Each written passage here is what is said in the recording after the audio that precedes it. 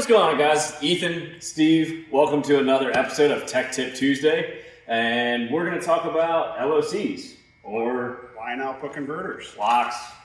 Not this kind of lock, an L.O.C, the thing that makes your factory radio put music out to an amplifier that may or may not have one built in, and we're going to explain all that. So, of course, we have to always bring in some kind of cornball humor.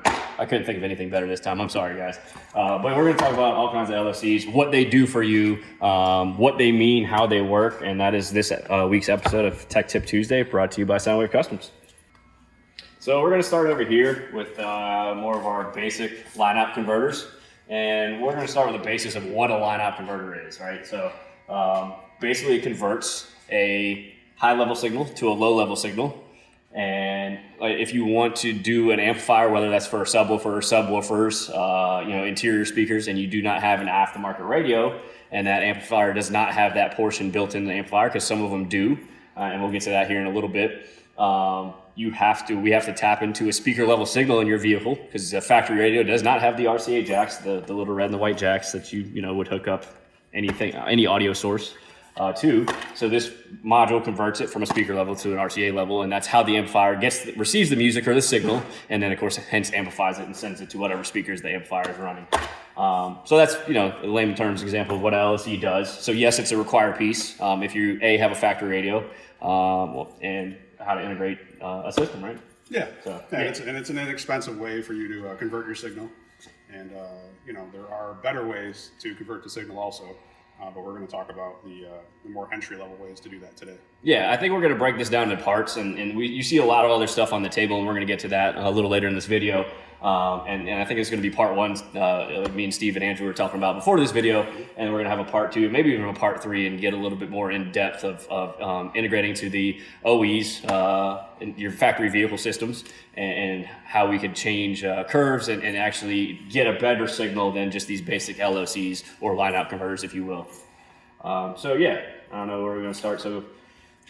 So you've got multiple different types. Our go-to is always going to be just a simple two-channel line output converter. A two-channel line output converter is going to provide you with, typically we're going to use that for subwoofer signal, of course. Right.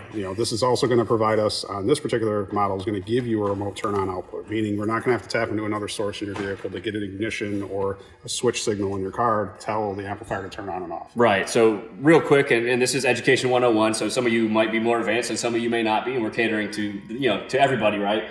So real quick to chime in on what Steve was saying, and what a remote wire is, you have three major power connections on an amplifier. You have power, ground, and remote. And remote wires, like Steve said, your light switch. The amplifier has to have that remote wire to turn on. Even if you have power and ground to the amp right from your battery, it still will not trigger or turn on without a remote wire. And that remote wire is triggered from your radio, whether that's a factory radio or an aftermarket radio. So basically, when you turn your radio on or turn your vehicle on, your ignition on, the radio will trigger the amplifier to turn on. So that way, the amplifier is not on when your vehicle is not on and killing your battery. So once again, just explaining those to those that may be curious what we're talking about. So this one has that built in, which is nicer for installing. It also saves you guys some money on the labor side of things, so we don't have to go to an ignition or accessory source to get that signal for your amplifier to turn on. Yep. And most of the line output converters we sell have that feature built into them. Yeah. There's a handful that aren't, but if you're going to spend the money, it's worth doing that for sure. The other option on some of these is going to be ones that have a remote level control as well, meaning if we are installing a subsystem, you would be able to adjust the output of the line output converter going to the amplifier, which in turn would adjust the amount of output you have from your subwoofers on the fly, rather than just being stuck with the signal the way it is from the factory radio. You might get some sound that comes on that's super loud, you get some songs that are super quiet. The knob gives you the ability to adjust that on the fly. And another real quick rundown, some of you refer to it as a bass knob. That would be correct, depending on what application or what amplifier you're running, obviously. It's basically a volume knob for what you're running the amplifier to, or the L.O.C to. So sometimes it's beneficial, sometimes the amplifier already comes equipped with one, so it might not be necessary. But then moving forward to some more advanced ones. So these kind of, the differences between these guys, these are all around 55 watts. This guy, 150 watts.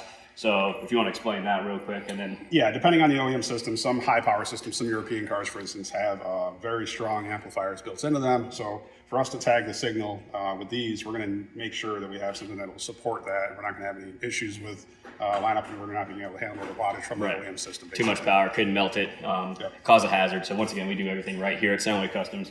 And then the other difference between is with these guys is it comes with the remote level knob. But sorry, I didn't mean to cut you. No, you're good. And all of these are going to provide you with around a 0.5 volt of preamp output voltage to supply to your amp. Now, you want that number to be as big as it can possibly be. So this is why we're going to talk about this next option, because these other options are going to give you the ability to get up to 8, 9, 10 volts of input to your amplifier, of course, if your amplifier can handle it. So we're going to talk about the next step up, or the next phase up, if you will, line-out converters. We have the Audio Control LC2i, the JL Lock 22, and of course the Mosconi HLA Sum, which would be the next phase, if you will. And they have some very unique features that are a step above the pack and the access L.O.Cs that we just discussed. So if you want to start talking about those, Steve. Yeah, so the LC2i is going to provide you better output voltage. You know, and this is one of those devices that'll get you 8 or 9 volts of output. Of course, you need to be able to give it enough input as well to achieve that type of output. But it also has AccuBase, which is a circuit that's going to kind of sort of correct your OEM bass response to a point. This also has the ability for the remote level control as well. This is just a great option if you want like just good, accurate sounding bass from the OEM stereo without having to invest a ton of money into a DSP or one of these other devices we'll talk about next time. So that's a great piece from Audio Control, well known, been around for years, solid, everybody uses them. And then you go to the L.O.C 22 from JL, very similar device, a little different, not as feature packed. This is a little bit more basic, but this again will provide you that voltage output that you're looking for. It's JL audio to match, you know, the products that you're using. Great piece there. And then of course Mosconi is taking a step up as far as quality. You know, if you're looking for a high quality line level converter, that is going to be your piece in that situation. So those are 3 steps up above the standard L.O.C. Yeah, and then of course they have a couple other features, and you know, we encourage you guys to come in, give us a call, shoot us a PM, you know, and on any of our social media platforms. We could go a lot more in detail on these. We try to keep these videos to a certain time frame so you guys don't get bored at home watching these. Say, man, it's another Tech Tip Tuesday. That is way too long. So moving forward, we're gonna talk about the JL audio amps. There's some other amps that have certain features built into the amplifier itself, where some of these pieces are not needed. So it really just depends on the system that you know we ended up putting you in, if you will. And when we get these phone calls or inquiries online, by the way, just to give you guys a quick another tidbit or a pointer, when you say, hey, how much does a system cost for my vehicle? There's, as you see, there's so many moving parts and so much that we want to go over with you. It's kind of almost impossible to give you even a ballpark price on how much a system is. And we hope these videos are teaching you that. And of course, we do free consultations in store. So once again, there's definitely more in those features. The AccuBase is a cool feature from Audio Control that I like explaining a little bit more in depth, but it's a long explanation. But yeah, we'll talk about the amplifiers that have the signal summing built in, if you will. Yeah, so this is going to have, you know, any amplifier that has balanced differential inputs is going to allow for you to send the high level signal from the factory system directly into the amplifier with these adapters without the need for a line output converter. And that's helpful because you're not knocking the signal way down. And in a lot of cases, it might be better sounding than just using a line output converter with RCAs in the amplifier. That's a unique feature that's to a handful of amplifiers. JL is one of those companies that supports that across the entire lineup. And that just makes life really easy for us and for you as the customer. It's cost effective as well. You know, $20 adapters versus a $50 or $60 or $100 line output converter. That's a great solution as well. So that's a really nice piece. We sell tons of these on JL audio amplifiers. Super nice, super clean.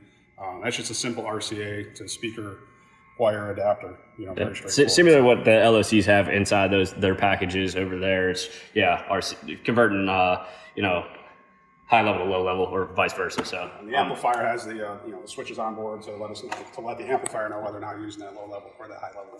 So it knows what we're doing. Yep. And how it's receiving its signal. Yep.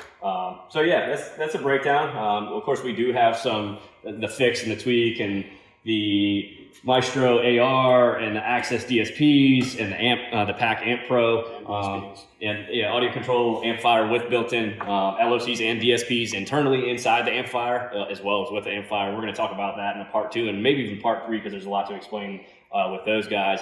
So tune back in. As always, please interact with these videos. Leave us a comment. Ask your questions. Please don't feel remotely uneducated by asking any questions. There's no bad questions whatsoever, and we're more than happy to help them. And we like feedback, so we know if we want to do 5 series of the same video to help explain this. And this is what it is. It's Education 101 Tech Tip Tuesday. It's brought to you by Soundwave Customs. You could always come in the store. Hopefully, we're assuming you're local in Hampton Roads. If not, like I said, shoot us a PM. We'll be more than happy to answer any questions in a timely manner as we can.